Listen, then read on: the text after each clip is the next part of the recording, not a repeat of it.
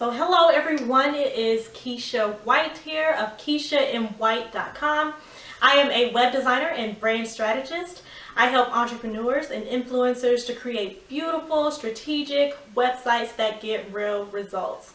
So in today's video, I will be talking about the 5 ways that you can make sure you get the best experience possible when you work with a web designer.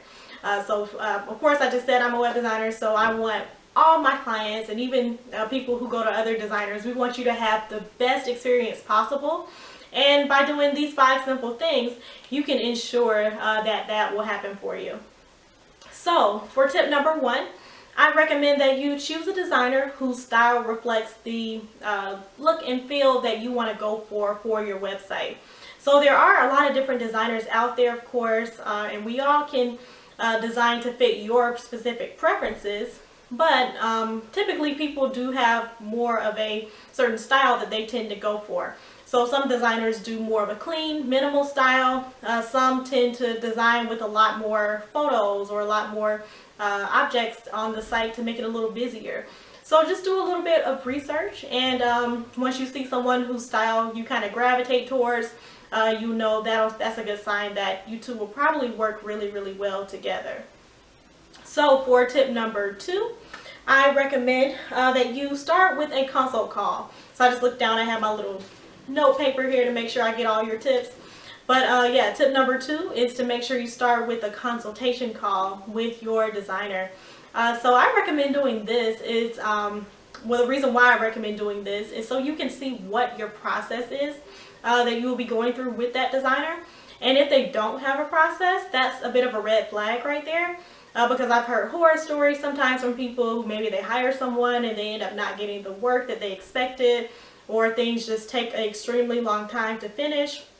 So this is why it's important to just make sure both of you two are on the same page from the start.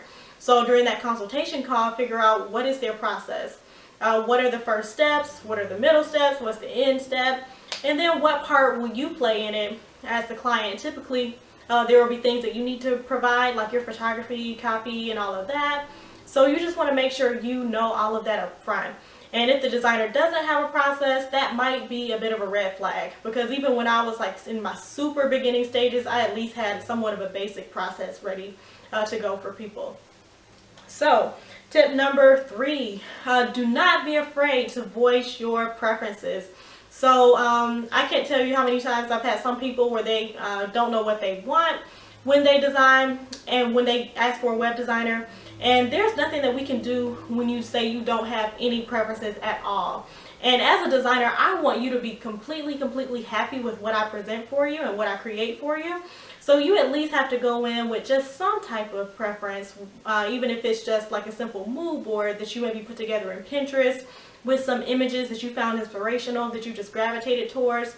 You don't have to know like fully from point A to point Z what you want your website to look like, but at least kind of have an idea of the design style. Because when you go in with nothing, then your designer does not know what to do for you, and you're probably not going to be happy with what you get. So step number 4, be on time with all of your deliverables. So when I say deliverables, I mean like your photography.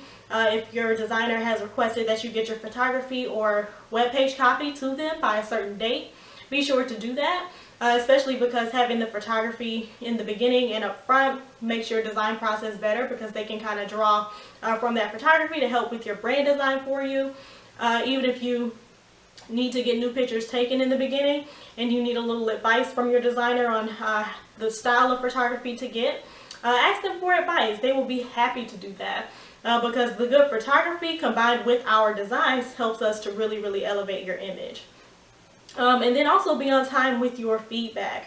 So make sure when you're giving feedback to your designer, this kind of ties back into preferences again. Be very clear and thorough on what you like and what you don't like about what they presented to you.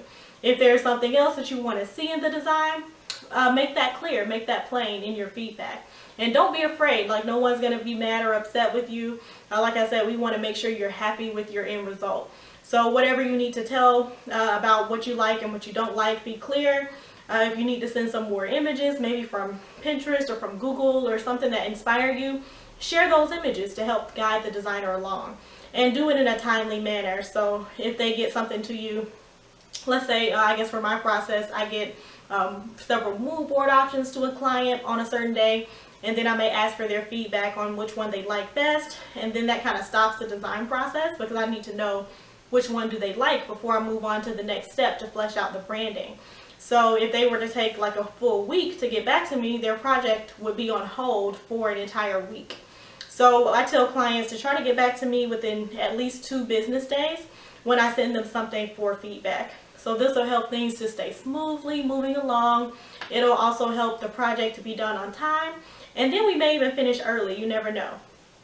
So for our last and final tip is just to have fun and enjoy the process.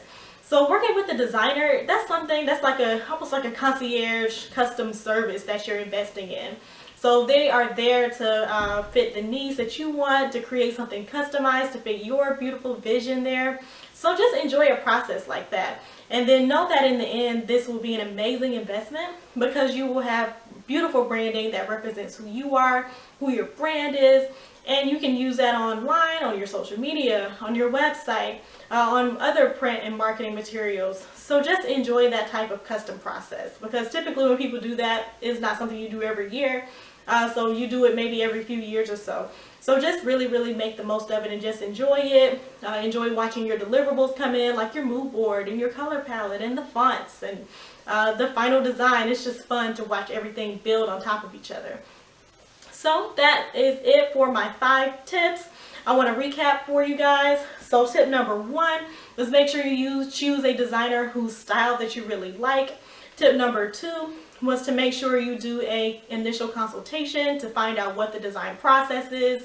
Tip number 3 is to be clear in articulating what your preferences are.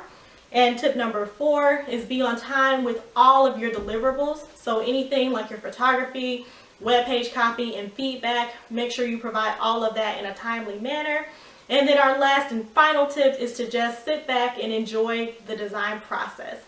So thank you guys for watching this video. If you liked it, be sure to subscribe. I will be sharing more web design and branding tips here.